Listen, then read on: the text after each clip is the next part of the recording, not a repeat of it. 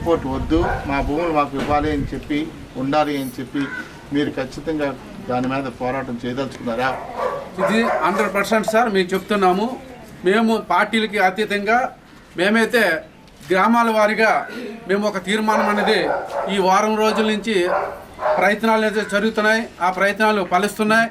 మేము పార్టీలకు అతీతంగా ఈ పోరాటం మా భూములు మాకు ముద్దు ఎయిర్పోర్ట్ వద్దని ఒక వినాదంతో మేము వెళ్తున్నాం. మరి ఇక్కడ ప్రజా సంఘాలు అన్నీ మాకు సంఘీభావం తెలుపుతున్నాయి. అలాగే అదే భాగంలో మీరు ఈవేళ వచ్చి మా సంఘీభావాన్ని తెలిపినందుకు మీకు ప్రత్యేకమైనటువంటి ధన్యవాదాలు. అలాగే ఎయిర్పోర్ట్ అనేది పారిశ్రామిక వాడైతే కాదు, ఒక వ్యవసాయ రంగానికి సంబంధించినటువంటి ప్రాంతము. ఇది ఈ భూములను నమ్ముకొని తరతరాలుగా జీవిస్తున్నటువంటి ప్రాంతము.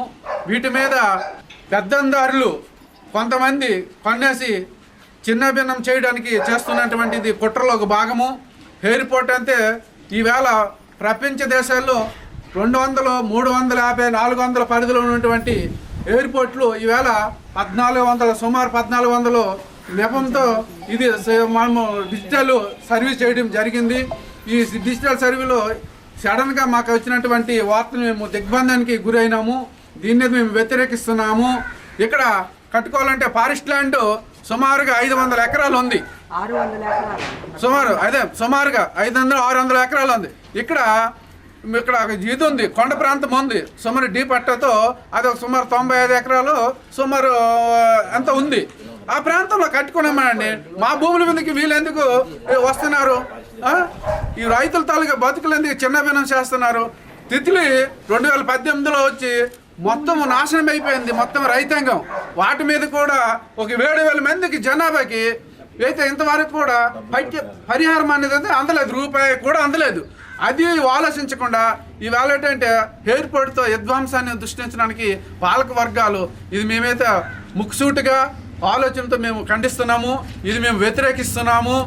ఎక్కడైతే బీడుబడిన ప్రాంతాల్లో ఎయిర్పోర్ట్ కట్టండి, మాకేం అభ్యంతరం లేదు. ఉంది ఇక్కడ ఫారెస్ట్ ల్యాండ్, అనవసరమైనటువంటి ఇది లేకంట దాంట్లో కట్టమనండి. ఈ ప్రాంతానికి అభివృద్ధి చేయమనండి. మాకు అభివృద్ధికి మేము ఆటంకం కాదు. ప్రభుత్వ భూములు ఉన్నాయి, ప్రభుత్వ భూములు తీసుకోమనండి. రైతుల భూములు ఎందుకు? 1400 ఎకరాలు ఎయిర్పోర్ట్కి ఏదంటే 300 నుంచి 400 వరకు సరిపోతుంది. అది ఫారెస్ట్ ల్యాండే సరిపోతుంది. ఈవేళ అది కట్టమనండి. అక్కడ మా భూములు అయితే ఇచ్చే ప్రసక్తి లేదు. మేమేం కోరుకున్నాము, ఇక్కడికి జీడి, కొబ్బరి సంబంధించినటువంటి అభివృద్ధి పరిశ్రమలు ఏమని ఉంటే పెట్టండి. 1000, 2000, 10,000 మంది దాని మీద ఉపాధి అనేది వస్తుంది. ఎయిర్పోర్ట్ వల్ల ఏమొస్తుంది? చుట్టూ గోడ కట్టేస్తాడు, మొత్తం విధ్వంసం అయిపోద్ది. ఆ గోడ టచ్ చేయడానికి కూడా ఈ రైతులకి అవకాశం ఉండదు. ఎటు వెళ్ళాలో దిక్కు చూసిన పరిస్థితికి ఏర్పడుతుంది. కాబట్టి మేమేంటంటే అలాంటి విషయాలు ఏమైనా ఉంటే ప్రభుత్వాలు ఆలోచించాలి. ప్రజా సంఘాలు కూడా దాని మీద దృష్టి సారించి దీని మీద ప్రభుత్వాలకి మరి మీరు నివేదికల ద్వారా మీ యొక్క గళము మీరు వినిపించాలనేసి మేధావర్గాలు మేము కోరుకుంటున్నాము.